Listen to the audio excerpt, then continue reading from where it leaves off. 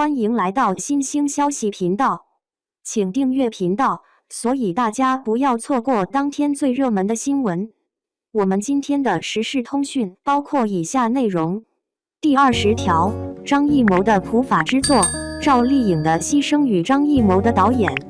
热闹非凡的2024春节档终于落下了帷幕，贾玲的《热辣滚烫》凭借27.5亿的票房笑到了最后，韩寒沈腾的《飞驰人生2》则以24.2亿紧随其后。但如果不论票房数据，只说电影质量的话，我认为国师张艺谋的第20条才是这个春节档最好的电影。无论话题热度、看完后的后劲儿，还是电影本身带给人的思考，第20条都被严重低估了。在第20条众多的电影海报中，这是我最喜欢的一张。大年初一，我爱我家，多么喜庆，多么温暖的字眼。然而下面还有一行小字：你们帮我一次，能帮我一辈子吗？画面中一半以上的背景是青天白云，预示这是一个法治健全、公平公正的朗朗乾坤。然而再看演员站位，赵丽颖站在屋顶上，发丝凌乱，表情绝望；另一边则是企图阻止她跳楼的雷佳音、高叶和范伟。这张海报就如同整个故事一样，令人细思极恐。弱者只有跳楼，才能得到本该人人都该有的公平公正。01第20条通过弱者郝秀萍一家的遭遇，探讨了正当防卫的界限。赵丽颖饰演的郝秀萍和女儿都是可怜的聋哑人，只能用手语和人交流。郝秀萍的病已经无药可治，但女儿还有希望，于是郝秀萍和丈夫决定拼尽全力给女儿治病。然而作为残疾家庭，生活本就举步维艰，又怎样应对给女治病的高昂费用？郝秀萍夫妇无奈之下只好借了高利贷，哪知从此彻底坠入了深渊，被恶贯满盈的恶霸各种暴力催债，三番五次地对郝秀萍进行侵害。更可耻的是，他们侵害郝秀萍时，还像拴狗一样把丈夫拴在门口，让他目睹妻子被欺负却无能为力。饰演恶霸的是电视剧《狂飙》中的李宏伟，演员阿如娜将一个横行霸道、无恶不作的恶霸形象饰演得非常传神，一举一动中都透露着嚣张和邪恶。电影中有一场恶霸强暴郝秀萍的戏，阿如娜在拍摄时心理压力非常大，哪怕明知是演戏，她也不忍心对饰演郝秀萍的赵丽颖做出如此禽兽不如的举动。当然最后职业的素养还是让她顺利完成了拍摄。拍摄结束后的第一时间，她就向赵丽颖连连道歉，关切地询问她有没有受伤，并立即捡回了在双方撕扯时踢飞的拖鞋。由此可见，第20条作为一部群像戏，每个演员都把自己深深带入进了故事中。不得不说，张艺谋选演员的眼光十分毒辣，选的每个演员都极其贴合形象，让人过目难忘。其中最令人惊喜的当属饰演郝秀萍的赵丽颖。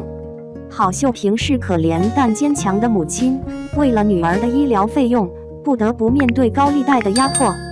在一次绝望的反抗中，丈夫在自卫中不慎杀死了恶霸债主，如同捅了马蜂窝一般，让本就风雨飘摇的家庭坠入了无底深渊。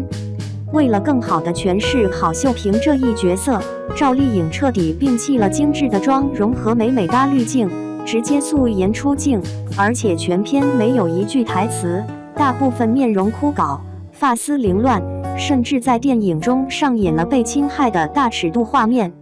这在当今追求完美人设的娱乐圈显得尤为难得。素颜的赵丽颖脸上的每一个细微表情都被放大，观众可以清晰地看到她的喜怒哀乐，这种真实感极大地增强了角色的可信度。郝秀萍的眼神中既有对女儿的深情，也有对现实的无奈，更有在绝望中寻找希望的坚定。特别是在被侵害的情节中，赵丽颖的眼神充满了恐惧、愤怒和不屈，她用眼神传达了角色内心的复杂情感，让观众为之动容。事实证明，赵丽颖的专业精神和牺牲精神是值得的。他的表演深入人心，他将郝秀萍的无助、坚强和愤怒表现得淋漓尽致，让观众对这个角色产生了强烈的共鸣。雷佳音在片中饰演检察官韩明，同时也是为孩子操碎心的中年父亲。他的表现细腻而内敛，将角色在家庭和职场中的双重压力演绎得淋漓尽致。尤其是在面对儿子韩雨辰因为见义勇为而被处分的冲突时，雷佳音的表演既有力度又不失温情，成功塑造了一个既坚强又脆弱的父亲形象。同时和马丽饰演的妻子相得益彰，担当了整部电影的搞笑担当。其他演员如高叶、张译、范伟、乔杉、于和伟等，无论在电影中的戏份多少，都是个性鲜明，发挥稳定，充分体现了老谋子选演员的独到之处。看这一大堆实力派同台飙戏，本身就是一大享受。02，郝秀萍丈夫杀死恶霸，到底是正当防卫还是防卫过当？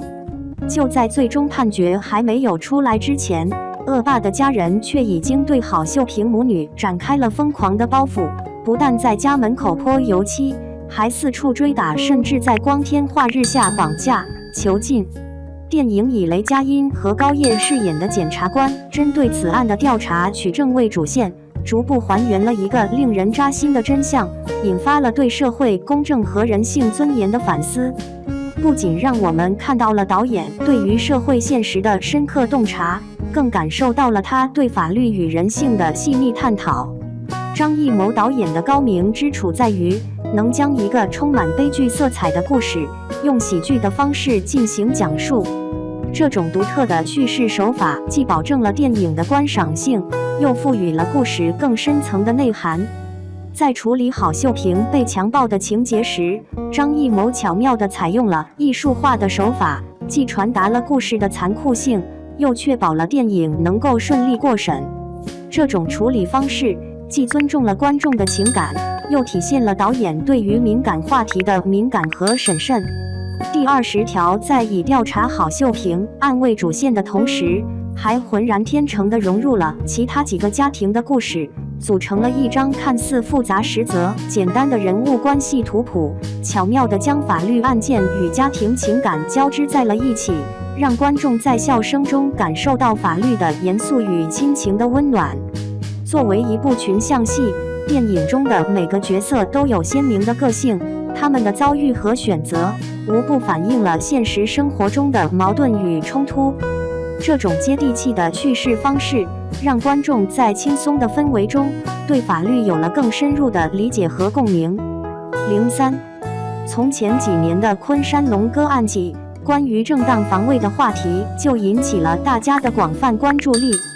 而电影第20条正是以正当防卫为主题，探讨了在面对不公和侵害时，人们如何寻求正义。这一主题在当前社会背景下尤为重要，它不仅触及了法律的边界，更触及了人性的深处。